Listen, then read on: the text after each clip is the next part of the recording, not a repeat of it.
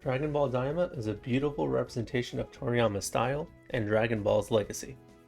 It returns to the old roots of Dragon Ball while continuing the modern trends of the series. This works great for me, but I understand it may not be for everyone. This is giving me pretty much everything I love about early Dragon Ball. The original Dragon Ball anime, aka the start of the series up through the 23rd World Tournament, is my favorite section of the anime. I love the adventure and the world building, the focus on martial arts, with ki and magic being more of an accessory rather than the main focus, and the overall lighter tone that has moments of seriousness rather than the other way around. I love the wacky and charming world Toriyama created for Dragon Ball, and I have always wanted it to be explored more, and I'm really enjoying the world building that we're seeing in the Dragon Realm. I find Dragon Ball to be at its best when it's lighter in tone, using its wacky world to the fullest, and Daima is doing that for me in spades. Let's talk about tone. If you're someone who wants serious and brutal Dragon Ball back, I don't think this is going to do that for you. And yes, I am still seeing people seem to want that and be disappointed in Daima for not providing that. So that's why I am bringing this up.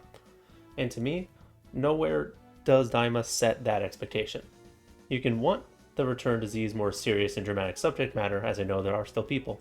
There's nothing wrong with having that opinion. But if you're still expecting the series to go back to that, you are setting yourself up for disappointment. I'm sorry, but the light and more slice of life Dragon Ball has been the new norm since Super started. And in that vein, I think Daima is excelling at being that type of Dragon Ball. And it's the type of Dragon Ball that I am more personally a fan of. And you really see this with the opening. The opening makes the tone and the focus of the series very clear from the start. I absolutely love this opening. It is bursting with the feelings that are right at home with Toriyama's works. It's positive, it's comforting, it's encouraging, and it's adventurous. This anime is about going on an adventure and having fun along the way. Stopping the bad guy is the destination, but it's really about the journey that they are going on. This is very in line with early Dragon Ball. Daima is not trying to make you seriously worry for Dende's life, or that the cast is not going to reverse the wish. I feel the series has very clearly laid out what to expect from it. And even if that didn't make it clear enough, we know this gets reversed already because it takes place before Super, and it has been said to be canon. Daima is not trying to trick you. It's laid its cards out on the table about exactly what it wants to be.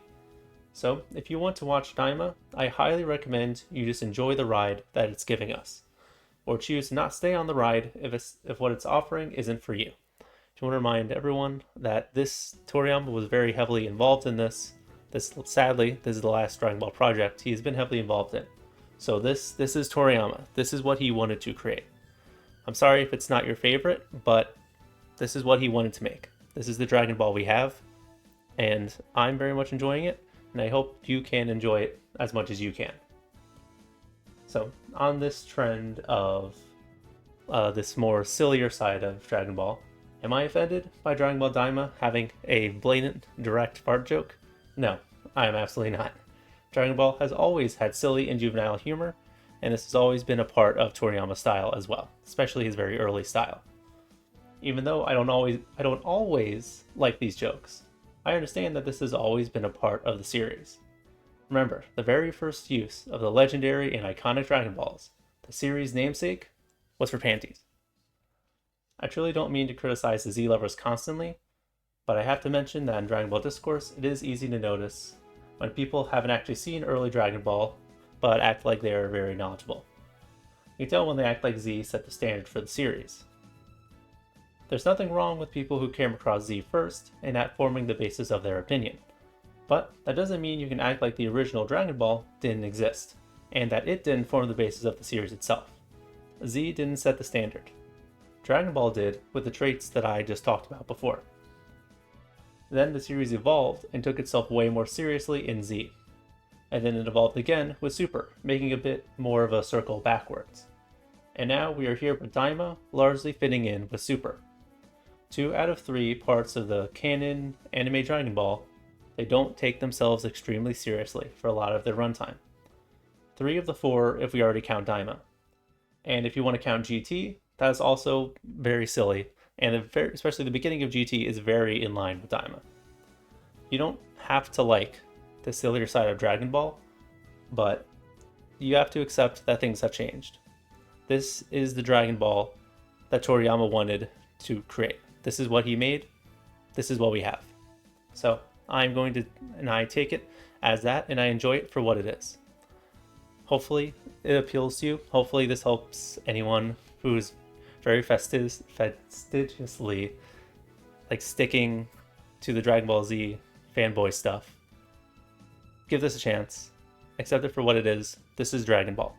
So hopefully you can enjoy it. If you can't, then that's on you. That's you do you. But I love this. I love modern Dragon Ball for the most part.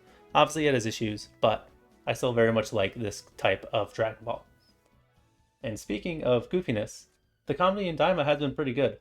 Like Shenron not giving multiple wishes to Goma because he's like a first-time customer, that is absolutely hysterical. I was not expecting a joke like that at all, but I think that was absolutely hilarious. That was just so funny for the whole legacy of the Dragon Balls. Culminating in something like this, I think that's hilarious.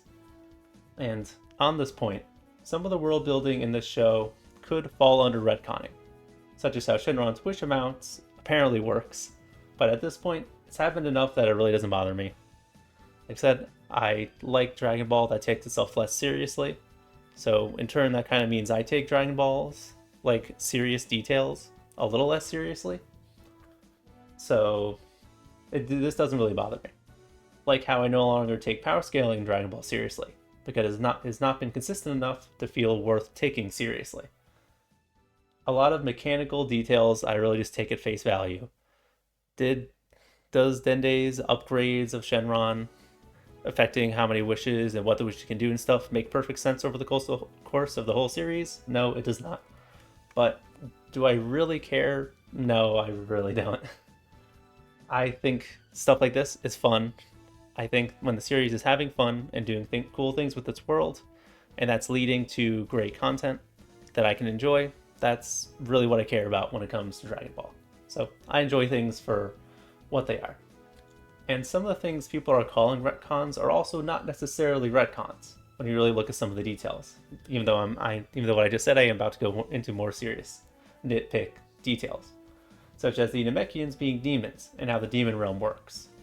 In some cases, these are expansions on the lore that may be more unexpected rather than actually contradictory. Demon, King Piccolo, was originally called a demon, with no implications of alien origins that I'm aware of at the start. Same as how Goku was not an alien from the start. It was later changed to them hailing from Namek and Z, which actually that can be considered the true retcon if you really want to get into it. So the Namekians originally being demons from the demon realm actually fits more in line with their original interpretation. So, like with this point, I do not actually consider it a retcon. Some people are saying it is. I personally disagree. And I also think this is more interesting than them just being aliens. I've always preferred Dragon Ball's more magical explanations for things over space and alien type explanations. So this is yet another thing that Daima is doing that appeals to me specifically, as a Dragon Ball, just the type of Dragon Ball fan that I am. Moving on to another point, this series is absolutely gorgeous so far, both in terms of art and animation. I have this beautiful shot that I'm using as my background. This is a much better look for the modern style of Dragon Ball that we've seen with the main Super anime and then going onward. Like, this is so much better than a lot of Dragon Ball Super's art. I will not be a huge defender for a lot of Dragon Ball Super's art. We can be too nitpicky, as I said in my issues video about Dragon Ball Super and Z having similar issues, but I'm not here to talk about that. The characters look better and they move much better. A benefit that comes from having a lot more time to make this than did the main series, where they had to pump out over sometimes even 100 episodes with barely any breaks. So yeah, the art and the animation for the characters, for the backgrounds, character designs, everything is really good. The character designs for the main characters take a lot of inspiration from early Dragon Ball, which I like. And the new character designs look great overall and I think are very much Toriyama's style.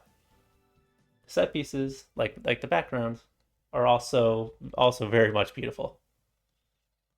And then with episode 3, we finally got some extended fights, and they are awesome.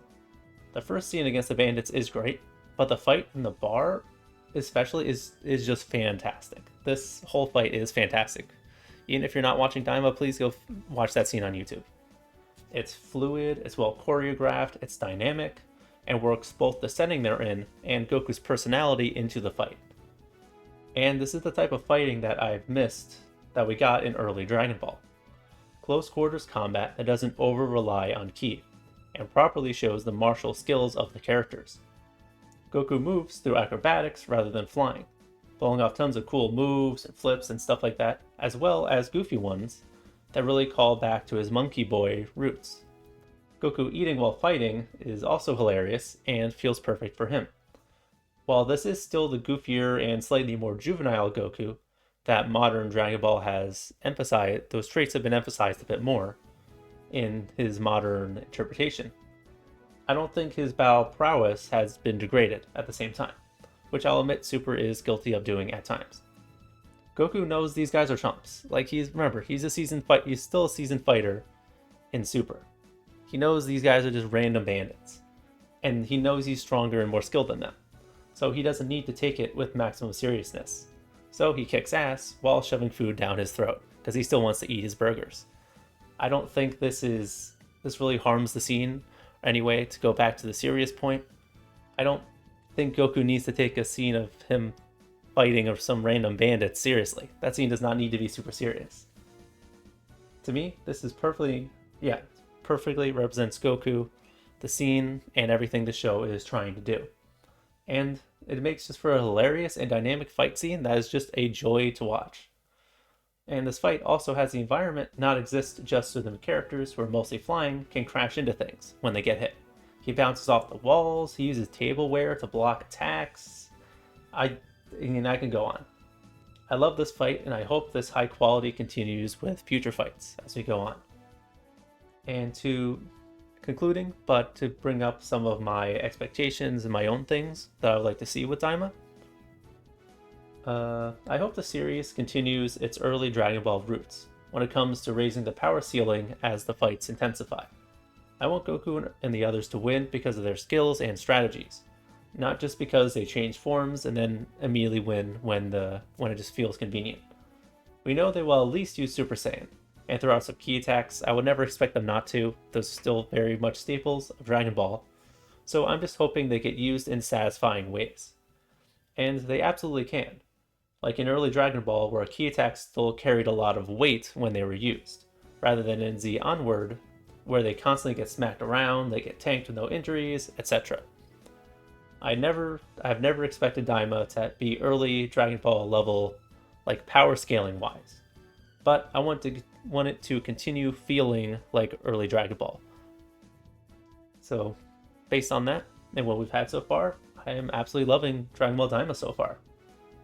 Pretty much everything it's doing is perfect for what I want, what I expected, and what I hope to continue to see.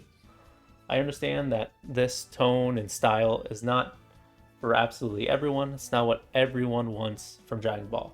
But this really works for me. And I feel this whole thing so far has been like a beautiful encapsulation of Toriyama's style. And it really feels like he is in this. Just with how I personally feel about his works and what I enjoy in them and how I interpret them. I think this is very much him. And I hope it continues to feel like a wonderful send-off to him as a person. So, thank you very much for listening. Please check out some of my other content if you enjoy the things that I have to say. And if you want to check out my website, where I have a blog where me and occasionally other people will write usually similar things to what I talk about on my YouTube channel. And I have a Patreon if you'd like to support me too. Thank you very much.